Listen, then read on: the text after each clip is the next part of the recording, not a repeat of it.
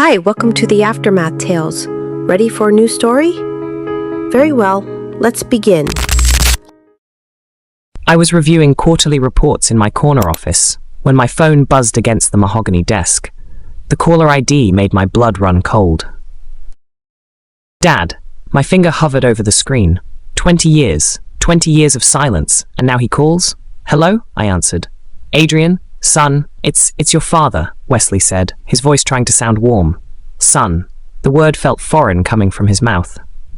I know who you are, I replied coldly. I've been following your success with Ledger Logic, the Forbes article. I'm so proud of you, he continued. Proud? I almost laughed. Where was that pride when I was 9 years old, watching him pack his suitcases? I know this might seem sudden, but I'd love to see you. Maybe we could have dinner? I want to explain, he said. Explain what exactly? I cut him off. The line went quiet, except for his breathing. Everything. I want to make things right between us, Wesley said softly. I stared out my office window at the city skyline, thinking about how different my life could have been if he'd wanted to make things right 20 years ago. I'll think about it, I said. That's all I can ask for. I love you, son, he whispered. I ended the call without responding. Before I could even process what just happened, my phone chimed with a text message. Mom. Hi, honey. Saw the article about your company. So proud. Would love to catch up soon. Miss you. I stared at the screen in disbelief. Both of them, on the same day. After 2 decades of nothing, they weren't reaching out because they missed me. They weren't reaching out because they suddenly realized they'd made a mistake. No, they were reaching out because Adrian Simpson was now worth something. Because the abandoned kid they left behind had become someone who could benefit them. You want to know how I got here? How Adrian Simpson, the unwanted child, became the CEO of a multi-million-dollar company. It started with the worst day of my life. I was 9 years old and my world was about to fall apart. I was 9 years old when I learned that families could just break. It started with whispered arguments behind closed doors. Then the arguments got louder. Then they didn't bother closing the doors anymore. I remember hiding behind the kitchen door one night, listening to my parents scream at each other. You think I'm stupid, Wesley? You think I don't know about her? My mother Gina shouted. Keep your voice down, Adrian's upstairs, my father Wesley replied, though he didn't sound like he really cared. Don't you dare bring our son into this when you're the one destroying this family. A single mother, Wesley? Really? You're leaving your family for some woman and her kid? I wasn't upstairs. I was right there, watching my world crumble through the crack in the door. I never wanted this life anyway, Wesley muttered, and those words hit me like a punch to the stomach. That was the night I learned about Daria. Dad's co-worker at the insurance company. A single mother with a 7-year-old daughter named Pauline, the woman who was tearing my family apart. The fights continued for weeks. I'd pretend to be asleep when the yelling started, but I heard everything. How Dad had been seeing Daria for months. How he'd been taking Pauline to father-daughter events at her school. How he'd already been playing dad to someone else's kid while forgetting about his own. When I was 9.5, Dad moved out. Where are you going, Dad? I asked, standing in the doorway as he packed his suitcases. He barely looked at me. I'm going to live somewhere else for a while, kiddo, he said. Did I do something wrong? I whispered. That made him stop. For a moment, I thought he might hug me, might tell me it wasn't my fault. No, Adrian, this isn't about you, he said, but his voice was distant, like he was already gone. Can I come visit? I asked. He finally looked at me then, and I'll never forget the expression on his face. Like I was a complication he didn't know how to handle. We'll see, he said. But I never did see. Within a month, he'd moved in with Daria and Pauline. They became his new family. The family he actually wanted. At first, Dad would call sometimes. Quick conversations where he'd ask about school and tell me to be good for your mother. But the calls became less frequent as he got busier with his new life. Mom tried to hold it together for a few months. She'd make dinner for just the two of us, help me with homework, and pretend everything was normal. But I could see her breaking a little more each day. She'd stare at family photos when she thought I wasn't looking. She'd cry in the bathroom with the water running, thinking I couldn't hear. Then she started going out more. "Mommy needs some adult time," she'd say, leaving me with babysitters I didn't know. That's when she met Frank Watson. Frank was a divorced dad with shared custody of his 8-year-old son Marcus from his first marriage. He was charming, successful, and everything my father wasn't. He brought my mother flowers, took her to nice restaurants, and made her laugh again. But when Frank looked at me, I could see the calculation in his eyes. Like I was a piece of furniture he was trying to figure out how to rearrange. Frank had a child from a previous marriage too, but somehow Marcus was welcome in their new life while I wasn't. "Your mom's special, you know that?" Frank said to me one evening while Mom was getting ready for another date. "Yes, sir," I replied. "She deserves to be happy. Don't you think she deserves to be happy?" he asked. I nodded, not understanding where this was going. "Good, because I can make her happy. But it needs to be just us, you understand? A fresh start," Frank said. I was 10 years old. I didn't understand what he meant, but something in his tone made my stomach hurt. When I was 10 and a half, Frank moved in with us. That's when the conversations started happening behind closed doors again. "Gina, you know I love you," I heard Frank say one evening. "But I need to know where this is going, because it's me or the kid. I won't be second place to someone else's child," Frank said. "He's my son, Frank," my mother replied, but her voice already sounded tired. "And I want us to have our own family, our own fresh start. But that can't happen with him here reminding us of your past mistakes," Frank said. I pressed my ear closer to the door, my heart pounding. "What are you saying?" Mom asked quietly. "I'm saying that boy needs to go live with relatives. Your mother, maybe. Until we can get established as a family," Frank said. "Frank, I can't just," Mom started. "Yes, you can. You did it for your ex-husband, putting his needs first. Now it's time to put us first. Put our future first," Frank said. These conversations went on for weeks. I'd hear them through the walls, each one ending with my mother a little more worn down, a little more convinced that keeping me meant losing Frank. Meanwhile, Frank barely acknowledged my existence. He wouldn't speak to me directly, wouldn't look at me during dinner, and acted like I was invisible whenever his friends came over. But when Marcus came for his weekend visits, suddenly Frank was Father of the Year, and my mother was right there with him, doting on Marcus like he was her own son. I'd watch from my bedroom window as they played catch in the backyard, the three of them looking like a perfect family. Mom would make Marcus's favorite cookies, help him with school projects, and post pictures on Facebook with captions like, "Love this kid," and "So blessed to have Marcus in our lives." The same woman who was planning to ship me off to my grandmother's house was embracing another man's child with open arms. When I was 11, my mother told me she was pregnant. "Frank and I are having a baby," she said, her hand on her still flat stomach. I should have been excited. Instead, I felt like I was drowning. A few weeks later, on a Saturday morning, Mom loaded my clothes into 2 suitcases. "We're going to visit Grandma Angela," she said, not meeting my eyes. "For how long?" I asked. "Just for a little while, sweetheart. Until the baby comes and Frank and I get settled," she said. The drive to Grandma's house felt like a funeral procession. Mom kept wiping her eyes and telling me this was for the best and just temporary. Grandma Angela stood in the doorway of her small house, wearing her supermarket uniform. She'd just gotten home from her morning shift, and I could see how tired she was. But when she looked at me, her eyes were full of love. "Come here, baby," she said, opening her arms. I ran to her, and for the first time in months, I felt safe. "It's just until we get the nursery set up and everything ready for the baby," Mom explained to Grandma, her voice shaking. Grandma nodded, but I could see the anger in her eyes. She knew this wasn't temporary.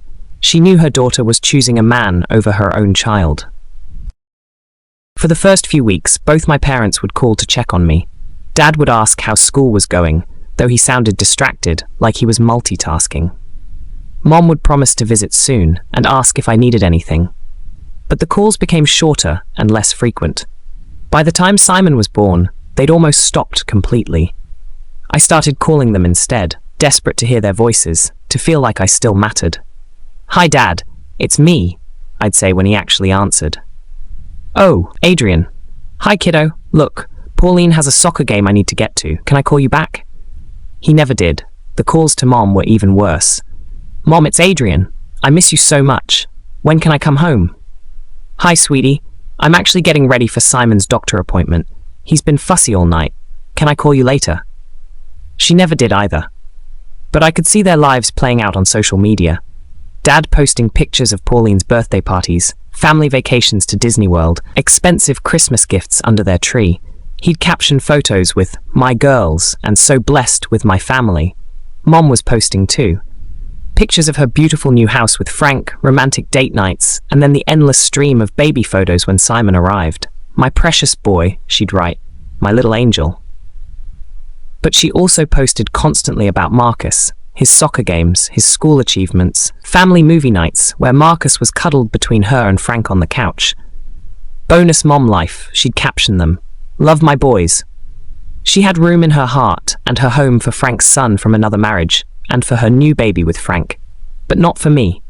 Never for me. Meanwhile, my birthdays passed without even a text message. Christmas came and went without acknowledgement. No, I miss you. No, I love you. Nothing. I was watching their happiness from the outside, invisible and forgotten. When I was 12, Grandma tried calling her daughter one last time. "Gina, your son misses you. He's asking when you're coming to visit," Grandma said into the phone, her voice steady but her hands shaking. I could hear my mother's voice through the receiver, cold and distant. "Mom, I have a new life now. Frank and I are focused on Simon and building our family. I can't keep looking backward. He's your child, Gina, your firstborn son. Simon is my priority now. Adrian is better off with you anyway. You always were better with kids than I was. Don't you dare put this on me. You're abandoning your son." "I'm not abandoning anyone. I'm choosing my future over my past. Please don't call about this again." The line went dead. Grandma sat there holding the phone for a long time, tears streaming down her face. Finally, she looked at me and said quietly, "From this day on, you're no longer my daughter." That's when I truly understood. Grandma was all I had, and somehow, that was enough. Because this woman, this angel who worked 2 jobs just to keep me fed and clothed, loved me more than my own parents ever had. She was supposed to be enjoying her retirement, but instead she was raising her abandoned grandson and working herself to exhaustion to give me a chance at life. And I was going to make sure her sacrifice meant something. I watched this woman sacrifice everything for me. She was supposed to be retired, but she worked double shifts, mornings at the supermarket, evenings at the gas station, just to keep food on our table and clothes on my back. She'd come home exhausted, her feet swollen, but she'd still help me with homework and make sure I felt loved. When I was 17, Grandma started getting sick. She'd cough through the night and lost weight rapidly, but she refused to see a doctor because she couldn't afford to miss work. One morning, I found her collapsed in the kitchen. She passed away 3 days later in the hospital, holding my hand. I called my mother from the hospital. "Mom, Grandma's gone. She died," I sobbed into the phone. "Oh, I'm sorry to hear that, Adrian. But Frank and I just landed in Italy for our anniversary trip. We've been planning this for months. I can't just leave," she said, as if discussing the weather. "It's your mother's funeral, Mom. Please." "I'll send flowers. I'm sorry, but I have a life here." She never came. Her own mother was buried while she was posting vacation photos from Rome. A few days after the funeral, I got a call from a lawyer's office. "Mr. Simpson? This is regarding your grandmother, Angela Henderson's estate. Could you come in to discuss her will?" I sat in that small office, still numb from grief, as the lawyer explained that Grandma had left me her life insurance policy, $200,000. "She also left this letter for you," he said, handing me an envelope with my name written in her shaky handwriting. Inside, her words broke my heart and gave me hope at the same time. "My dearest Adrian, if you're reading this, then I'm no longer with you. But I want you to know that loving you and raising you were the greatest joys of my life. This money was originally meant for your mother, but when she abandoned you, I knew it belonged to you. Use it to build the life you deserve. Make me proud, sweetheart. You are loved more than you'll ever know, Grandma." Even in death, Grandma was still taking care of me. Walking out of that lawyer's office at 18, I felt lost. I had money now, but I'd trade every penny to have my grandma back. She was the only person who ever truly loved me, and now she was gone. But I remembered her words, "Make me proud." So I did. I used part of the insurance money to put myself through college, studying business and computer science. I lived in a small dorm room, kept to myself mostly, and threw everything into my studies. I was determined to become the successful man Grandma always believed I could be.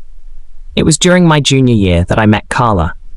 She was working part-time at the campus library while studying nursing. I'd come in to study for my programming exams, and she'd always have a warm smile ready. "You're here late again," she said one evening as I settled into my usual corner table. "Big exam tomorrow," I replied, looking up from my textbook. "What's your major?" she asked, genuinely curious. "Business and computer science. I want to start my own company someday." Instead of the polite nod I usually got when I mentioned my dreams, her eyes lit up. "That's amazing. What kind of company?" We talked until the library closed, and then we talked some more outside. For the first time in years, I felt like someone actually cared about what I had to say. Dating Carla was terrifying. I kept waiting for her to realize I was damaged goods and walk away. But she was patient with me, understanding when I'd pull back, gentle when I'd have those moments of panic about being left behind again. "Why are you with me?" I asked her one night as we walked across campus. "Because you're kind, you're driven, and you make me laugh," she said simply. "And because I can see who you really are underneath all that fear." What if I'm not worth it? What if everyone who left me was right? She stopped walking and turned to face me. "Adrian, the people who left you were wrong. They were selfish and blind. But their mistakes don't define your worth." We graduated together, me with my business degree, her with her nursing degree. I was 22, she was 21, and we were both ready to take on the world. But the real world was harder than I expected.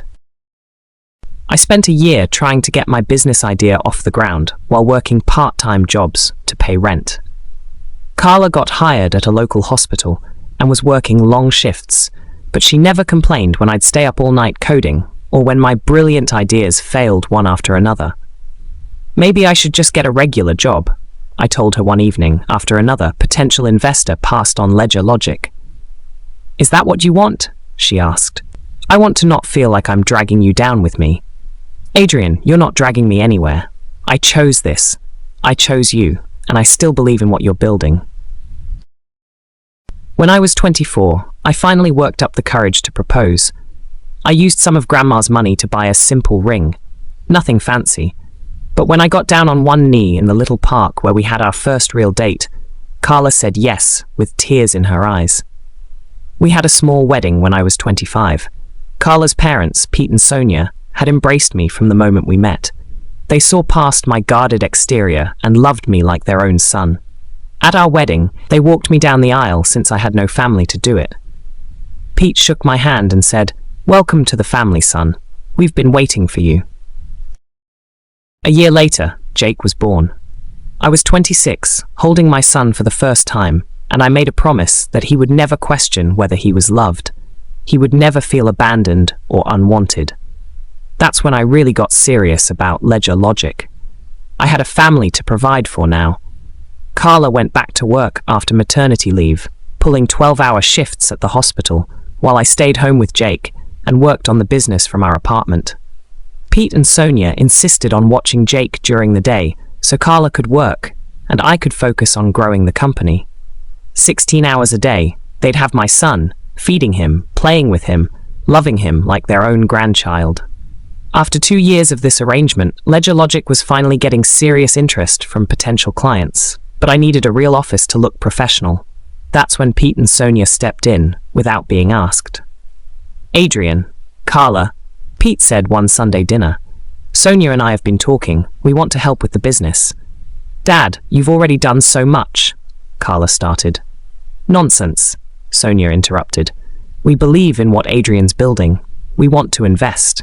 They borrowed $50,000 against their own home, their retirement nest egg, to help me rent my first real office space. When I protested, Pete just smiled and said, "That's what family does." I'd code during the evenings, debug software after Jake's bedtime, and take client calls while Pete played with Jake in the background. "Are you sure about this?" I asked Carla one evening after Jake was asleep. "Your parents are sacrificing so much, and you're working so hard while I'm just trying to build something that might never work." She looked at me with those kind eyes that first drew me in. "Adrian, we all believe in you. We believe in us. This is going to work." But the fear was always there. The fear that they'd wake up one day and realize they'd made a mistake. "You know," I said quietly, "if you ever want to leave, if this gets too hard, I'll understand. I won't hold you back."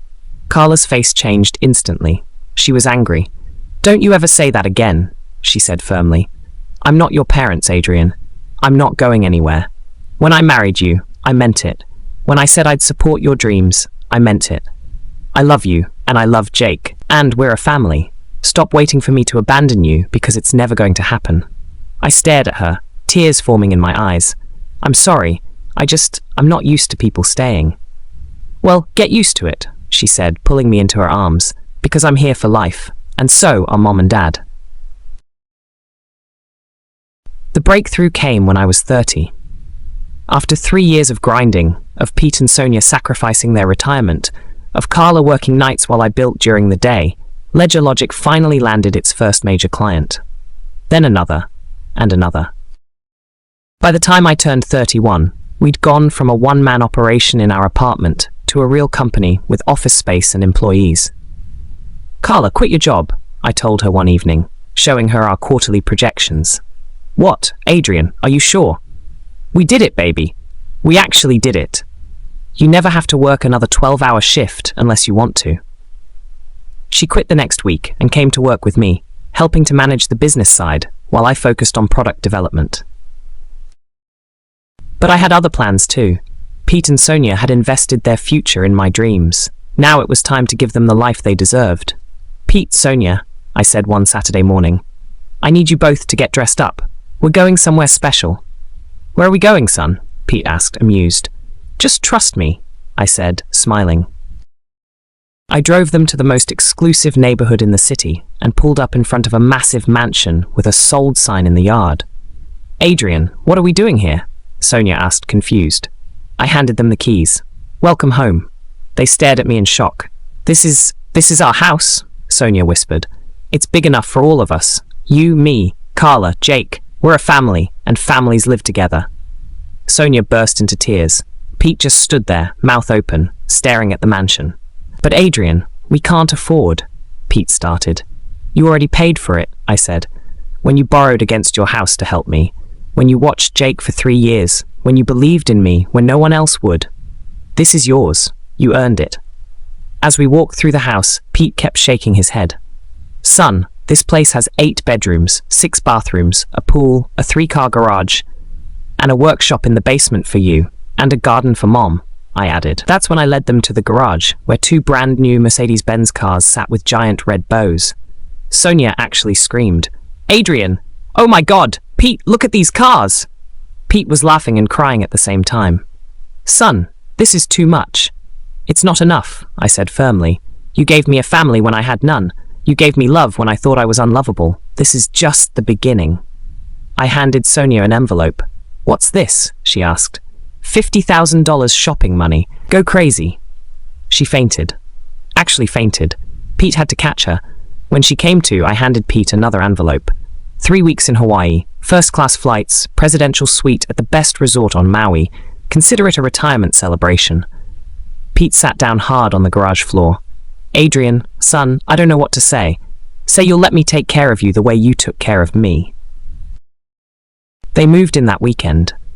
Watching them explore their new home, seeing Jake run through the massive backyard with his grandparents, I finally understood what real family looked like. My wife had believed in me when I couldn't believe in myself. Her parents had sacrificed their future for mine. They'd all loved me unconditionally, not because of what I could give them, but because of who I was.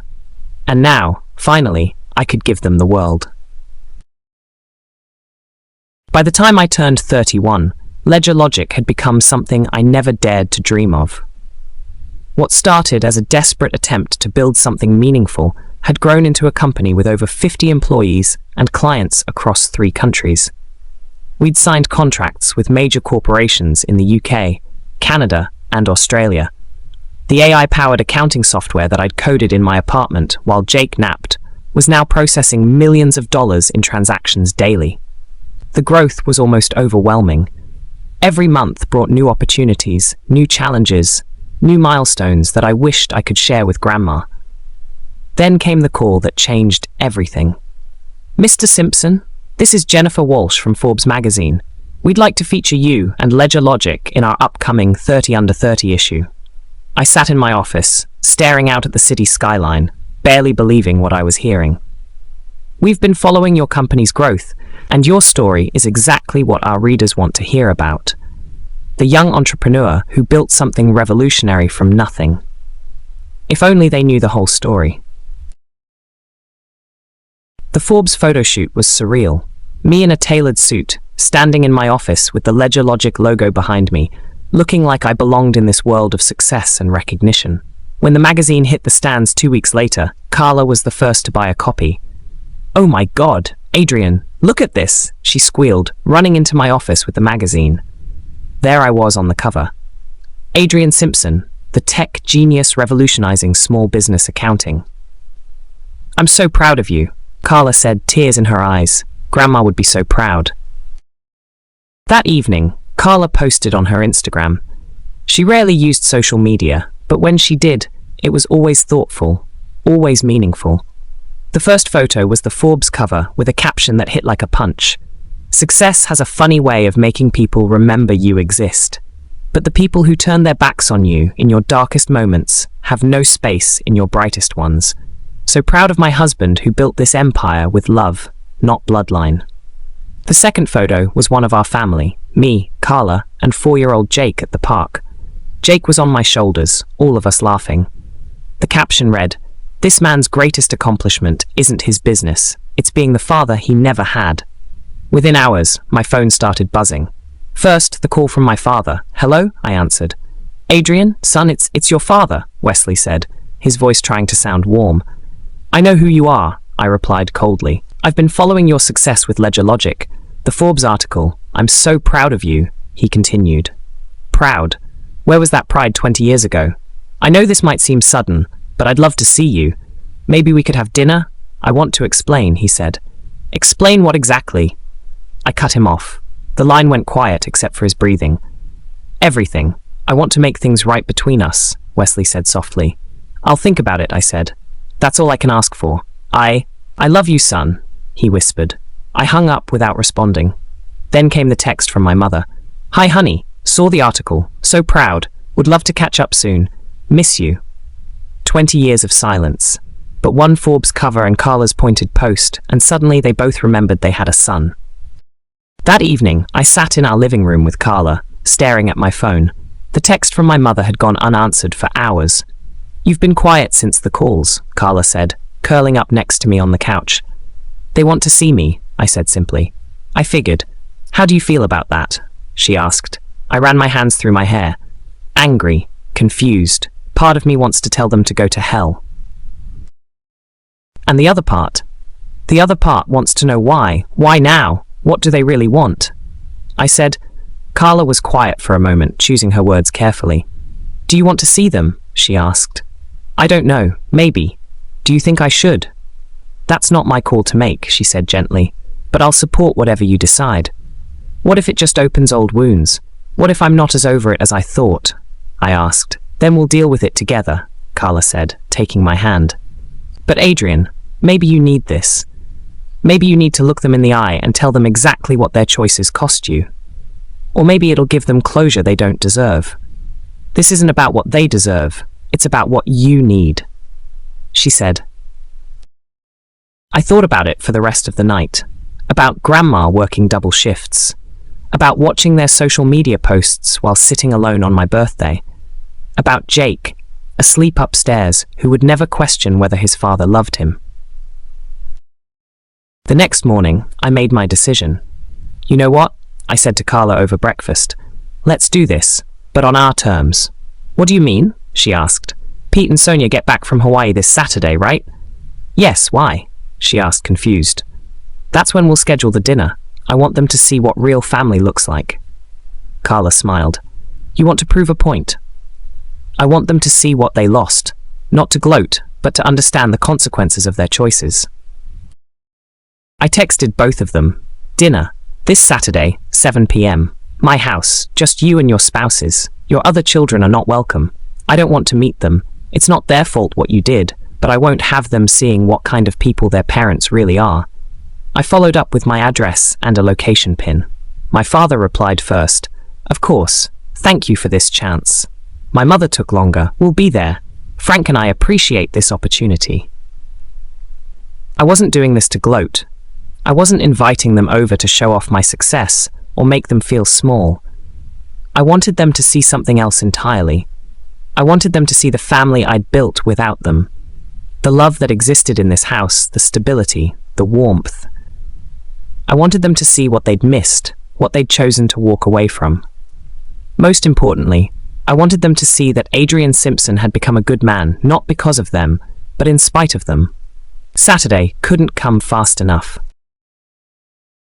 Saturday arrived with perfect weather. Carla had spent the day cooking, her famous herb-crusted salmon, roasted vegetables, and homemade dinner rolls. She'd opened our most expensive bottle of wine, a vintage Bordeaux I'd been saving for a special occasion. Our house was spotless. Not because we'd hired anyone. Carla insisted we clean it ourselves, just like we'd always done. The marble floors gleamed, the massive windows overlooking our pool sparkled in the evening light. Our home was beautiful, a testament to what we'd built together. The first car pulled into our circular driveway at exactly 7. My father Wesley stepped out, followed by Daria. She looked nervous, clutching her purse like a shield. Dad straightened his tie as they approached the front door. When I opened it, I saw the exact moment he realized what his son had become. Adrian, he said, his voice barely above a whisper. Dad, Daria. I nodded politely. Come in. They stepped into our foyer, and I watched their eyes widen as they took in the crystal chandelier, the marble staircase, the view through to our backyard with its infinity pool. This is incredible, Daria breathed. Thank you, I said simply. 5 minutes later, my mother's car arrived. Gina stepped out first, wearing a dress I recognized from her Instagram posts. Frank followed, adjusting his jacket and looking around at the landscaping with obvious calculation. Hi, sweetie, my mother said when I opened the door, reaching for a hug I didn't return. Mom, Frank. As they entered, I saw the same awe in their faces. Frank's jaw actually dropped when he saw the living room with its floor-to-ceiling windows and designer furniture. My God, Adrian, my mother whispered. This place is beautiful. Carla decorated most of it, I said. She has excellent taste. All 4 of them stood in our living room, trying not to stare, but failing completely. I could see the wheels turning in their heads. If they had supported me, if they had chosen differently, they could have been part of this. They could have shared in this success, instead of being strangers invited into it. That's when my mother noticed the photo on the mantel. A large framed picture of Grandma Angela in her supermarket uniform, smiling warmly at the camera. My mother's face went white. Is that Mom? She asked, her voice shaking. Yes. The woman who sacrificed her retirement to raise the grandson you abandoned. The woman whose funeral you missed because you were too busy vacationing in Italy, I said. The room went completely silent. Carla appeared in the doorway, elegant and gracious as always. Dinner is ready, she announced. We moved to the dining room, where Carla had set our best china and crystal glasses. The salmon was perfect, the wine expensive, the conversation stilted and awkward. Finally, as Carla cleared the main course, I put down my fork and looked directly at my parents. So, I said, my voice cutting through the tension. What did you want to tell me? I'd like to hear it right now, I said. But before anyone could answer, we heard small footsteps on the stairs. Jake appeared in the doorway in his pajamas, rubbing his sleepy eyes. Dad? I heard voices, he said softly. My heart clenched. I hadn't wanted him to see them, but here he was. Come here, buddy, I said gently. These are some old friends of mine. This is my son, Jake, I said. Jake walked over to me with the polite manners Carla and I had taught him. He looked at each of the adults and said clearly, "Good evening, sir. Good evening, ma'am," to each of them in turn. I watched my parents' faces as they stared at Jake. He looked so much like I had at his age. The same dark hair, the same curious eyes, the same quiet politeness. I could see the recognition dawning on them, the pain of seeing the child they'd abandoned reflected in their grandson. My mother's hand went to her mouth. My father's eyes filled with tears. "Jake, it's time for bed now. Say goodnight and head back upstairs," I said. "Okay, Dad. Good night," Jake said, giving me a hug. He turned to Carla. "Good night, Mom," he said. Then he politely addressed each guest again. "Good night, sir. Good night, ma'am. It was nice to meet you," Jake said. As his footsteps disappeared up the stairs, the room fell into heavy silence. I could see my parents struggling with what they'd just witnessed. The respectful, loving child who would never know them as grandparents. The silence stretched on until I couldn't stand it anymore. "Let me ask you something first," I said, my voice eerily calm. "Why?" "Adrian, my father started. "No, let me finish," I cut him off. "Why did you choose your partner's wishes over me? Your own flesh and blood?" I looked directly at my father. "Daria didn't want me around, and you just agreed. You moved in with her and Pauline and played daddy to someone else's kid while forgetting you already had one." Then I turned to my mother. "And you, Mom? Frank gave you an ultimatum, him or me, and you chose him. You had room in your heart and your home for Marcus, his son from another marriage, but not for me." My mother's eyes filled with tears, but I wasn't done. "And let me ask you this. Why now? Why are you contacting me now when I'm successful? Where were you when I needed you?" I stood up, my anger finally breaking through. "Where were you when I was 11 years old, calling you and begging to come home? Where were you when Grandma was working 2 jobs to keep me fed and clothed? Where were you when I graduated high school, when I got into college, when I got married, when my son was born?" My voice grew louder with each question. "I watched your social media for years. Dad, I saw every birthday party you threw for Pauline, every vacation, every Christmas morning, with piles of presents for a kid who wasn't even yours. Mom, I saw you posting about Marcus's soccer games, calling yourself a bonus mom. You had endless love for children who weren't your blood, but nothing for the son you gave birth to." I leaned forward, my hands on the table. "Do you know how many birthdays you missed? 20.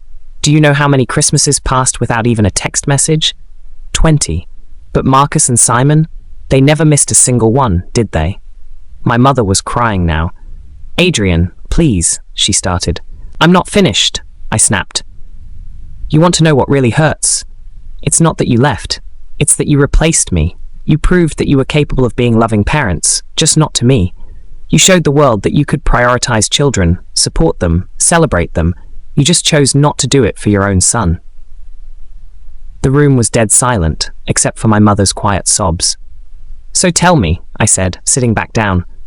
"Why are you here? What do you want from me now?" The silence that followed my questions was deafening. My parents sat there, caught like deer in headlights, finally forced to confront the reality of what they'd done. My father cleared his throat first. "Adrian, son, we made mistakes," Wesley said, his voice shaking. "We were young. We didn't know how to handle everything." "Young," I interrupted. "You were 30 when you left, Dad. That's younger than I am right now. We thought you were better off with your grandmother." My mother said quickly, "She loved you so much, and we were going through such difficult times." "No," I said sharply. "Don't you dare make this about what was best for me. You sent me away because Frank gave you an ultimatum, and you chose him." Frank shifted uncomfortably in his seat. Daria stared at her hands. "We tried to stay in touch," my father started. "Tried?" I laughed bitterly. "You called me maybe 5 times in 8 years. What? And every call lasted less than 3 minutes because you were too busy with your new family." "Adrian, please understand," my mother pleaded. "We were trying to build new lives, start fresh. Start fresh by erasing me from existence," I said. "Tell me something, Mom. When was the last time you posted about me on social media? Ever?" She went pale. "But Marcus, Simon, you post about them constantly. So proud of my boys. Bonus mom life, family movie night. You had endless love and attention for children who weren't even yours. But your own son? Radio silence." I turned to my father. And you, Dad, playing daddy-daughter games with Pauline while your actual son was wondering why his father didn't love him anymore. We do love you, my mother whispered. Do you? I exploded, standing up again. Because love isn't just a word you say when it's convenient. Love is showing up. Love is remembering birthdays. Love is caring when someone needs you. Love is not abandoning your child because your new partner finds them inconvenient. Carla reached over and squeezed my hand, grounding me. You want to know what love looks like? I continued, my voice steadier. It looks like my grandmother working 2 jobs until the day she collapsed because she wouldn't let me go hungry. It looks like my wife working 12-hour nursing shifts while I built this company because she believed in us. It looks like that little boy who just said goodnight to you, my son, who will never question whether his father loves him, my parents-in-law who treated me like their own. I sat back down, my anger burning cold now. So let me ask you again, why are you here? And don't give me some garbage about love or regret. You've had 20 years to reach out, and you only called after you saw my face on the cover of Forbes magazine. My mother looked at Frank, then back at me. We saw how successful you've become, and we realized what we'd missed, she said. What you'd missed, I repeated slowly. Not who you'd hurt, what you'd missed out on. My father tried a different approach. Adrian, we know we made terrible mistakes. We want to make amends. We want to be part of your life again, he said. Part of my life? I shook my head. You want to be part of my success. There's a difference. That's when Daria spoke up for the first time. Adrian, I know this is awkward, but maybe we could all just, she started. Stop, I said, holding up my hand. You don't get to talk to me. You're the reason why my father abandoned me. You made it clear from day one that I wasn't welcome in your life, and my father chose you over his own son, so no, you don't get to speak. Frank cleared his throat. Look, Adrian, I understand you're upset, but maybe if we all just, he started. And you, I turned to Frank with ice in my voice. You gave my mother an ultimatum. You or me.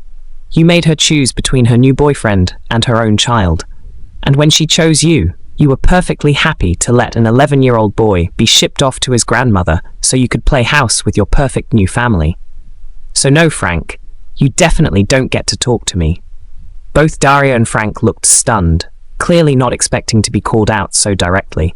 This conversation is between me and my former parents, I continued. You two are just the people who didn't want me around. I invited you here so you could see exactly what you missed out on, but you don't get to participate in this discussion. The truth was finally coming out, just like I knew it would. I'd heard enough.